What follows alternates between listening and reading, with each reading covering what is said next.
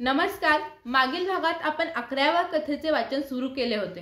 कथेचे नाव होते कलिंगडात बॉम्ब ठेवून हत्तीचा खून करण्यापूर्वी आणि याच कथेच्या राहिलेल्या भागाचे वाचन आपण या भागात करणार आहोत। चला तर मग सुरू करूयात। सर्वात महत्त्वाची गोष्ट म्हणजे हत्ती जेव्हा एखाद्या परिसरात येतो तेव्हा त्याला इतिहास असतो, कारण हत्तीच्या DNA प्रमाणे त्यांचे पूर्वजही त्या परिसरात कधीतरी आल्याची नोंद त्याच्या मेंदूत असते। असे अनेक निष्कर्ष काढत आनंद शिंदे हत्तींच्या समस्यांवर काम करत आहेत। हत्तींच्या संवर्धनासाठी, त्यांच्या सुरक्षेसाठी आणि मानव हत्ती संघर्ष कमी करण्यासाठी विविध उपक्रम राबवत ते समाजात जागरूकता वाढवण्यासाठी विविध कार्यक्रम घेतात, जसं की हत्तींच्या वसतिस्थानांची पुनर्बांधणी, जंगलांमध्ये हत्तींसाठी पाणी आणि अन्नाची व्यवस्था, हत्तींच्या नैसर्गिक प्रवास मार्गांमध्ये निर्माण होणारे अडथळे इत्यादी। आनंद यांचं आणखी एक वैशिष्ट्य म्हणजे ते हत्तींच्या जगाशी किती जवळून जोडलेले आहेत ते। त्यांच्या संस्थेच्या माध्यमातून त्यांनी हत्तींबरोबर एक आगळंवेगळंच नातं जणू तयार केलं आहे। हत्तींच्या मानसिकतेचा अभ्यास करताना त्यांनी हत्तींच्या अनेक गोष्टींचे निरीक्षण केले आहे। ते सांगतात की हत्ती हा संवेदनशील प्राणी आहे। त्यांना आपलं वातावरण समजून घेता येतं, ते आपल्याला ओळखतात आणि आपल्या भावनाही समजून घेतात। आनंद यांच्या जीवनातील एक मजेशीर किस्सा म्हणजे ते जेव्हा एका हत्तीला भेटायला गेले होते तेव्हा त्यांनी नेहमी नेतात तसा खाऊ नेला नव्हता। त्यांनी हत्तीला त्यांच्या या गोष्टीचा फार राग आला।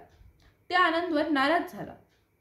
त्यांना त्यामुळे आपली चूक कळाली आणि पुन्हा तशी चूक त्यांनी केली नाही।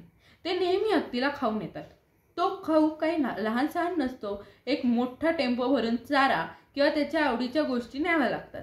तेव्हा केव्हा हत्ती हा खुश होतो। आनंद यांचं कार्य, त्यांच्या ट्रंक कॉल संस्थेचा उद्देश हत्तीच्या संरक्षणाच्या दृष्टीने फार आशादायी आहे।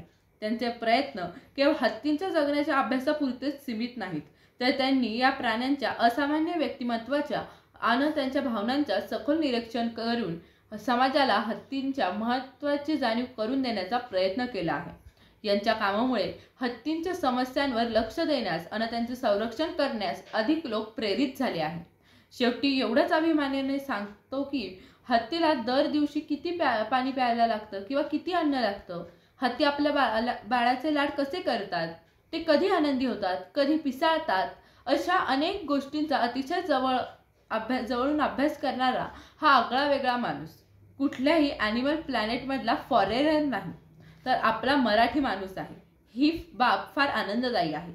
माणसांशी तर कोणीही मैत्री करेल हो, पण आपल्यापेक्षा कित्येक पटीने अवाढव्य अशा प्राण्याशी मैत्री करायला अविलयाचं कार्य पाहून अनेक तरुणांना यातून नक्कीच प्रेरणा मिळेल। त्यांचं हे असं प्रेरणादायी कार्य पाहून कलिंगडात बॉम्ब ठेवून एखाद्या हत्तीचा खून करताना समाज 10 वेळा विचार करेल, याची नक्की खात्री मिळते। धन्यवाद।